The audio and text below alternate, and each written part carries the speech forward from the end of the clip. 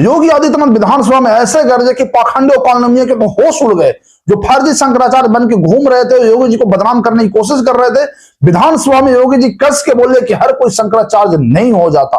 यह टिप्पणी बिल्कुल सही है। शंकराचार्य का आड़ लेकर के एक सनातनी समझिए धर्म योद्धा है, योगी जी को बदनाम करने का जो कोशिश किया जा रहा था, उन्हें धर्म से हटाने की जो कोशिश किया जा रहा था, केवल 27 के चुनाव में समझिए समाजवादी पार्टी को फायदा पहुंचाने का जो कोशिश किया जा रहा था, वो सब धराशायी हो गया। योगी जी साफ बोले जाकर के कि उसका सारा का सारा मकसद केवल और केवल सरकार को समझिए बदनाम करने का था, और माघ मेला जो चल रहा था उसमें अव्यवस्था फैलाना था, यानी एक दंगे का समझिए स्थिति पैदा करना था। ये सारी बातें जाकर के योगी जी खुद विधानसभा में बोल करके इसको खंडित कर दिए कि केवल इस तरह से काम किए जा रहे थे जी कि चुनाव में फायदा हो सके और मेरी सरकार को नुकसान पहुंचाया जा सके। क्योंकि शंकराचार्य का जो पद होता है बहुत गरिमा का पद होता है। इस पद को इस तरह से एक राजनीतिक लोप में जाकर के घुस करके काम करना, उसमें मिल करके काम करना एक पार्टी विशेष के साथ, ये बहुत ही ज्यादा चिंताजनक है और धर्म के लिए ठीक नहीं है।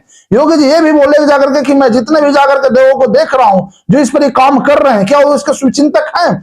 यही जाकर के समाजवादी पार्टी के कार्यकाल में ही इस शंकराचार्य को पीटा गया था, तब तो उसके साथ कुछ बोले नहीं, और शंकराचार्य का मामला अभी भी सुप्रीम कोर्ट में चल रहा है। तो ये पूरी तरह से देखें तो योगी सरकार को अस्थिर करने का, उसे बदनाम करने का, घेरने का यह प्रोपेगेंडा था। योगी सरकार समझिए इसमें टिप्पणी जो की है वो बिल्कुल सही किया। प्रशासन ने उस वक्त जो भी काम किया बिल्कुल सही किया है। जो समझिए उपद्रवी थे उसको जो सा जब पिटाई हो गया वो बिल्कुल सही हुआ, क्योंकि सरकार का काम ही होता है एक अच्छे से कानून व्यवस्था को मेंटेन करना। और अगर उसको समझिए धर्म का आड़ लेकर के कोई अगर बदनाम करने की कोशिश करेगा, कानून तोड़ने की कोशिश करेगा, तो उसको सजा जरूर मिलेगा, चाहे कोई भी हो। योगी जी की टिप्पणी बस उन कालनेमियों पखंडियों के लिए समझिए काल बनकर के रह गया है।